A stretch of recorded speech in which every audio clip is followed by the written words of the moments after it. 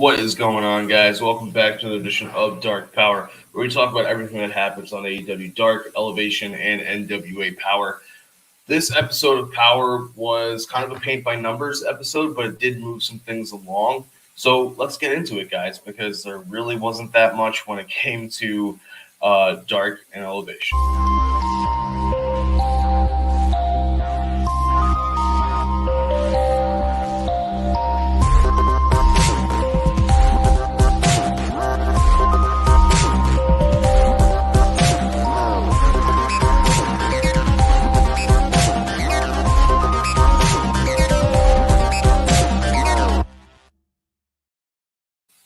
All right, guys, welcome back. We want to thank you once again for tuning in. Thank you for liking, commenting, sharing, subscribing if you have not already. We appreciate all of our subscribers, and we appreciate all of our Patreon subscribers. $3 is the entry tier if you are considering joining. We're able to show you so much more than we're able to show you here on YouTube when it comes to content that we produce regarding wrestling and a whole bunch of other things. We have Super Bowl conversations, we have football, sports, different things, MMA, boxing, what runs the gamut. So consider joining our Patreon if you have not already. But guys, let's talk about this week's episodes. There really wasn't much even on Dark. Usually, while Elevation has now really dipped in quality when it comes to longer story matches and things that are just not just kind of spot fest matches and squashes, Dark usually has had a couple things here and there. And this week, outside of Tony Nese and Carly Bravo's match, there really wasn't that much that super stood out to me. But with NWA, it was a little bit different. I mean, there was some good storyline progressions, good things that were happening. And that started off with the British Invasion, Doug Williams and Nick Aldis taking on Fable Jake and Jaden Roller. This match took some time. They gave, I think it was the longest match of the night. No. The main event's definitely longer. But this match had some nice moments throughout.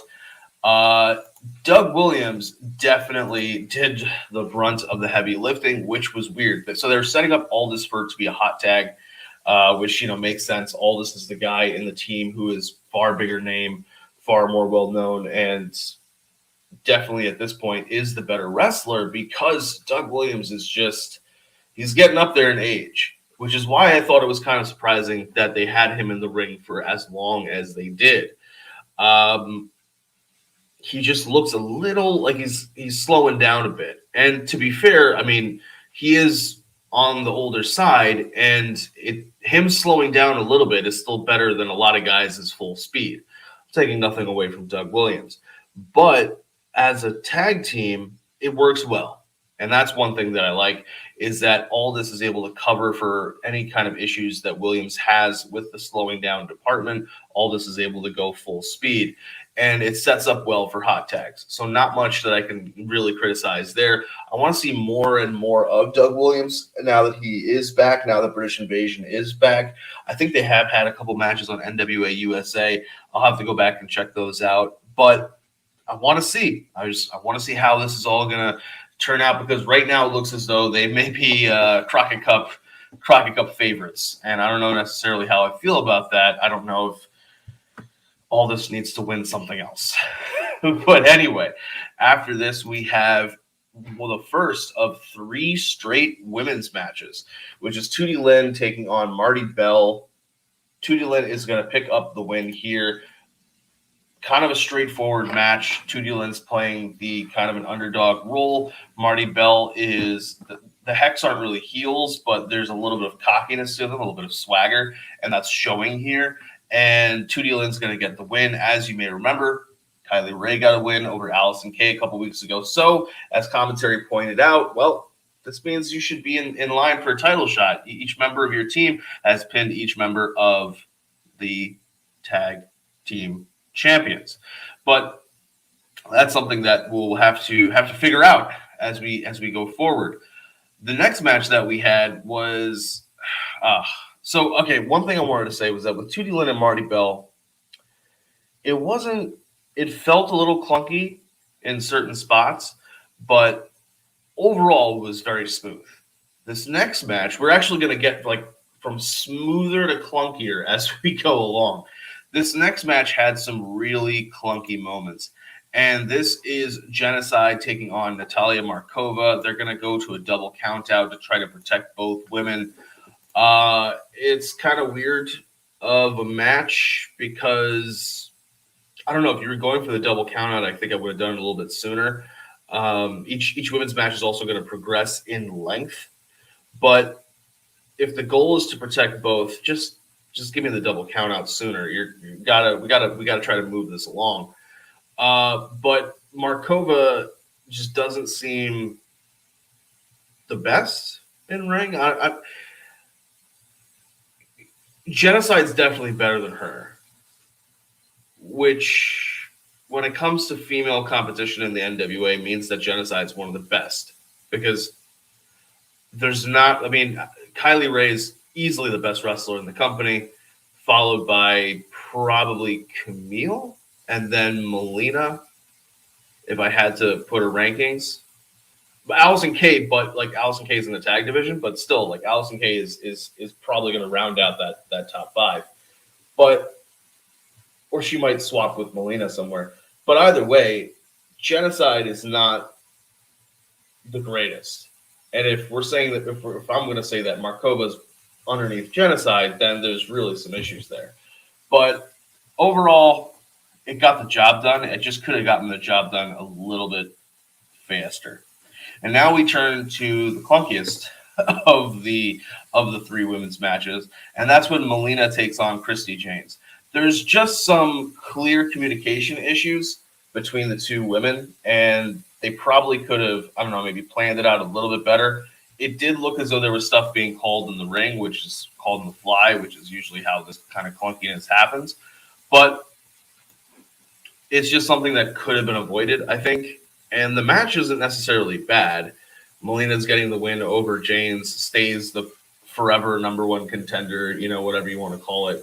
But it just, I think we could have had almost all of these matches either didn't have the outcome in doubt or could have been done faster, which is weird considering you kind of just sandwiched 3 straight women's matches back to back to back with no real kind of thought process for spreading them out.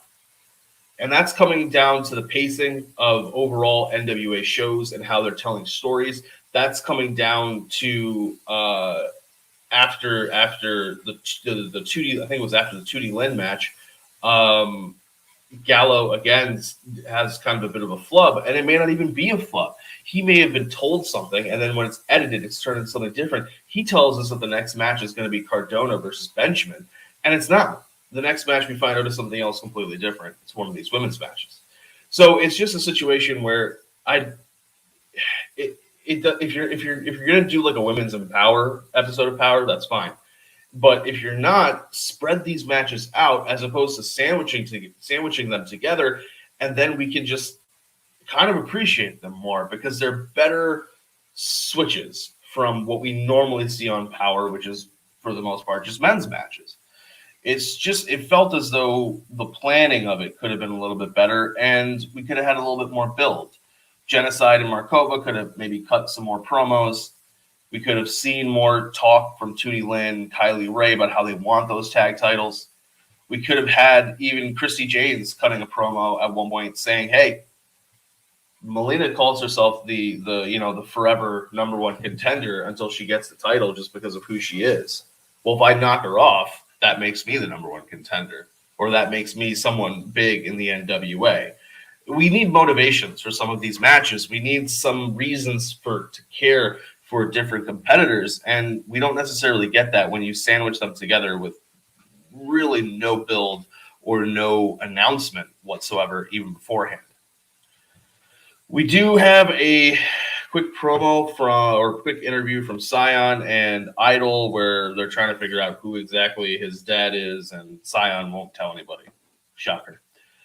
And that leads us to our second to last match. We're trying to say penultimate, and it came out as final, which is weird. But anyway, it's Cardona taking on Victor Benjamin. This match is pretty good for 6 minutes and 6 seconds.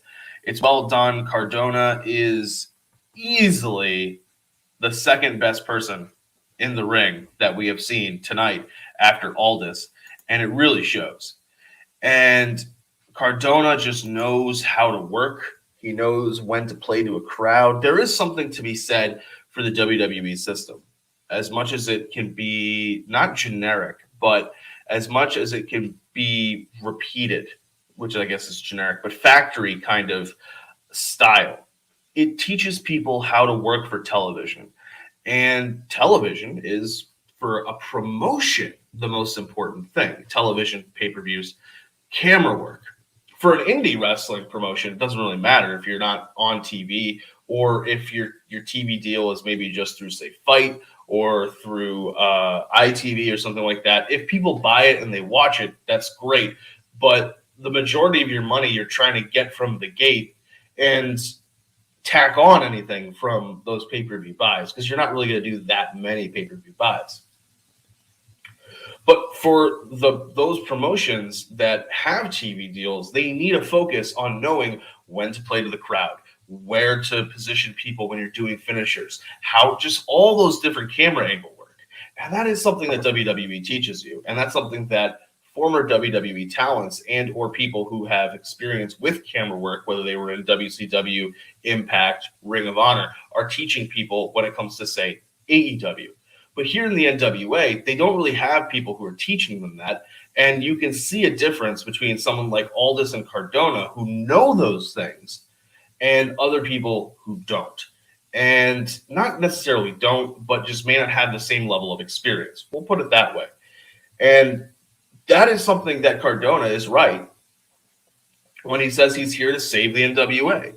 And yet again, we get more of Velvet Sky being like, well, you don't need saving from anything. You need saving from bad camera angles, for sure. You need saving from Velvet Sky's sometimes not the greatest commentary. We need saving from this notion that we got to just bash down babyface champions. Trevor Murdoch looks so weak and so undominant compared to Aldis and compared to Cardona that it's no wonder that we're more than likely going to get a title change and Cardona's going to win. I'm saying that despite knowing the spoilers for the show. I know who wins that match. But it just feels as though the person that Cardona should win the match, because Cardona is just more positioned to be a champion as opposed to Murdoch. But that leads us to our final match, this tag war nonsense. This is a 11-minute, 35-second match between Strictly Business, Adonis and Latimer, and El Rudo versus The End, Otis and Pero, and Rodney Mack. Pero is kind of one of the stars of the show. It's a good tag match. It's getting match of the night because of the length, because of just the time that they were able to get to work. But overall, Tag War has, to me, been kind of a bust. It's basically just been 2 nights back to back because it was last week's episode. Pretty much all of it was Tag War, and then this week's episode. And it just feels like, what was the point of this? $30,000? Okay, but it could have had a little bit more build. I think so. Okay, here's a great example. Here's a great idea.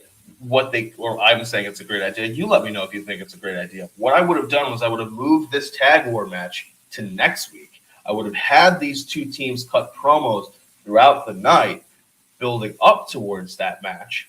And I would have moved one of the women's matches to the main event, given it more time. Let's say that we have,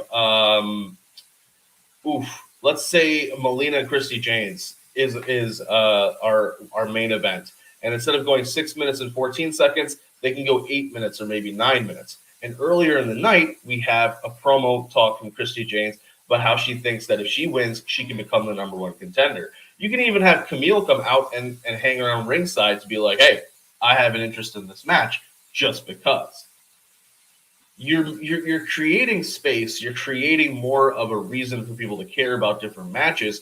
and tag war doesn't just feel like something shoehorned so that everybody got a little bit of a paycheck. So I don't know. It felt a little weird. The match itself was fine. Strictly Business picking up the win. There's a little bit of chicanery and cheating involved, as we are expecting from Strictly Business. El Rudo does a good job in the beginning. Once again, actually, they don't talk about the rules, but now we know that it's elimination style with no tags in and out. But what I think is kind of interesting is that Medusa sets up Gallo to make a flub about not tagging in and out, and that's kind of a joke. Is they didn't really explain the rules last week, but now apparently everybody knows them, so we can kind of joke around about the fact that they didn't explain them. So NWA still has some growing pains or things that they need to improve on and change. But guys, I want to thank you for tuning in once again to this week's episode of Dark Powerrr. We appreciate all of you. We appreciate the likes, the comments, the shares, the subscribes. We've got big things coming in the works for 2022. Consider joining our Patreon. And remember, take care.